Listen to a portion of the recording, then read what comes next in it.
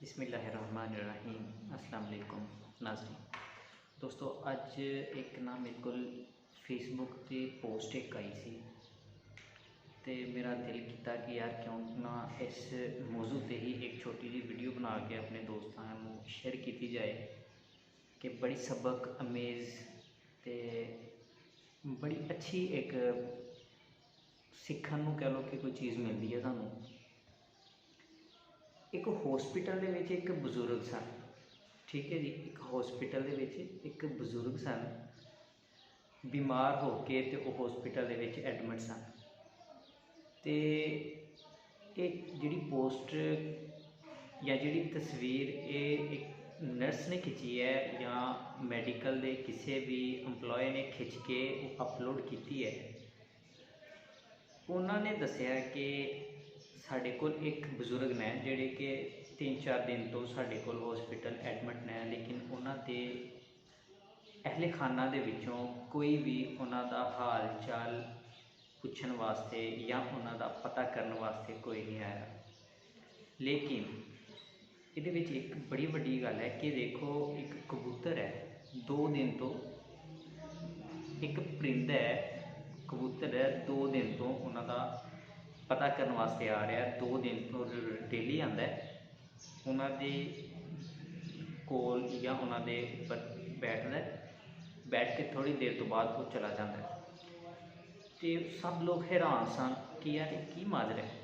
वो जो उन्होंने पता किया कि एक की सीन है या बजुर्गों ने खुद दसिया सेहतमंद होने तो बाद उन्होंने पता लगाया कि की चीज़ है, तो पता चलिया कि ये बजुर्ग जिहड़े बीमार ने ये एक पार्क दे विच बैठते हैं तो कबूतरों को दाना डालते हैं, ठीक है।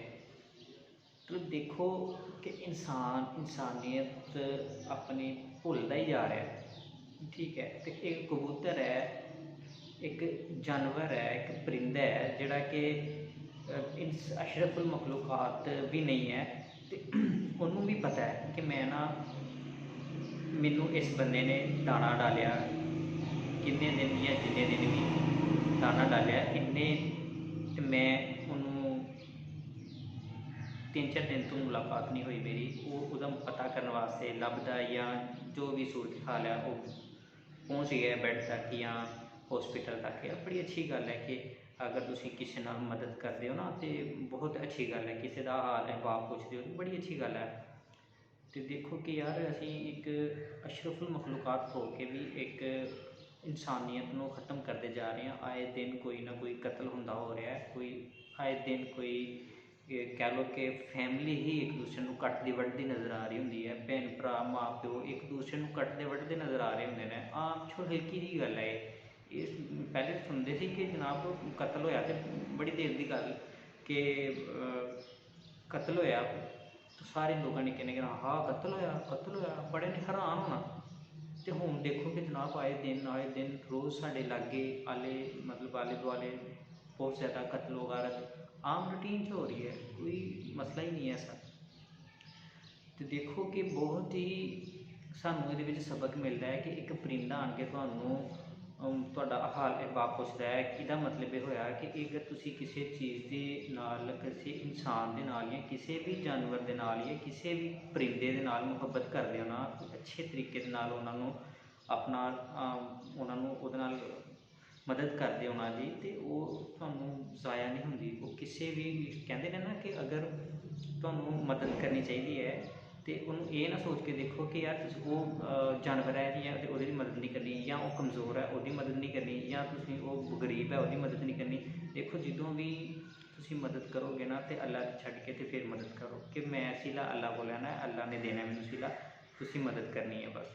तो बहुत ही मैं कहना कि अगर बंदा एक बार मदद करन दा सोच लैंदा किसी का तो अल्लाह पाक खुद उसकी मदद कर देंगे उस काम के जिहड़ी काम उन्हें किसी वास्ते किया।